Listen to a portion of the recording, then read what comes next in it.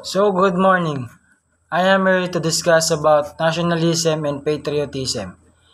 Nationalism describes two things: the attitude that the members of a nation have, which include the concept of national identity such as common origin, ethnicity, and cultural ties.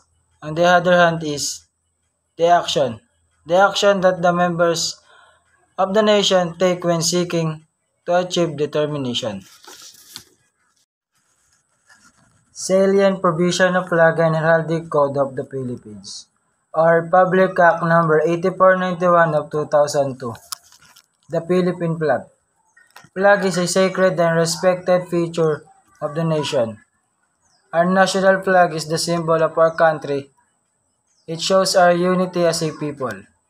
It stands for our high ideals and noble heritage. The Philippine national flag is said to be the primary symbol of nations' camaraderie, solidarity, and unity. The national Philippine flag is a horizontal bicolor which is blue and red with equal band, and with a white equilateral triangle base at the hoist side. At the center of the triangle is golden yellow sun with 8 primary rays, which is the Manila, Bulacan, Cavite, Pampanga, Tarlac, Laguna, Batangas, and Nueva Ecija, each containing 3 individual rays. Each corner of the triangle contains 5 pointed golden yellow star.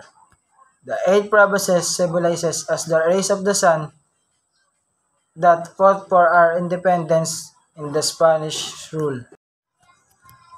Flag construction. The flag length is 180 and the width is 90. Color band red and blue measures 45 each, and the equilateral triangle measures 90 each sides. It is conceptualized by Emilio Aguinaldo, Dadson by Marcela Agoncilla and her daughter Lorenza, and Doña Delfina Herbosa de Natividad in Hong Kong. Flag Protocol. Flag should be displayed in all government buildings, official residence, public plazas, and school every day throughout the year. The day of May 28 to June 12 is designated as the Flag Days. In Section 9, Republic Act No. 8491, flag must be hoisted and illuminated at night in Malacanang Palace, Congress of the Philippine Buildings, and all other places designated by the National Historic Commission of the Philippines or the NHPC. Half-mast is a sign of mourning. Flag should be flown in half-mast for 10 days if the president or former president died. Flag should be flown for 7 days if the vice president and local government official or other public servants died. It is a sign of respect for them. Folding the flag. First, hold 4 sides of the flag which is supported by one person in the middle. The blue band should always in the left. Then fold the flag lengthwise and red band should be on the top covering the blue band.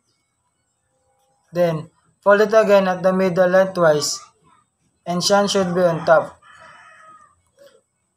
Fold the flag in the blue part forming a triangle until it reaches the hoist of the flag. Then the outcome is the star should be shown after the final fold. Prohibited Acts. Section 34 of Republic Act 8491. 1. Defacing the flag by dipping the flag as a salute or additional marks on the flag. 2. As a drapery, feston, tablecloth, a covering or as a part of costume or uniform. 3. As a trademark or for commercial, agricultural labels or design. 4. As a part of merchandise or any advertisement or infomercials. 5. As a permanent in the hood, side, back, and top of other vehicles. Flag should not be placed or displayed face up or under any painting, picture, or any platform, and should not be displayed in bars, cockpits, and gambling joints.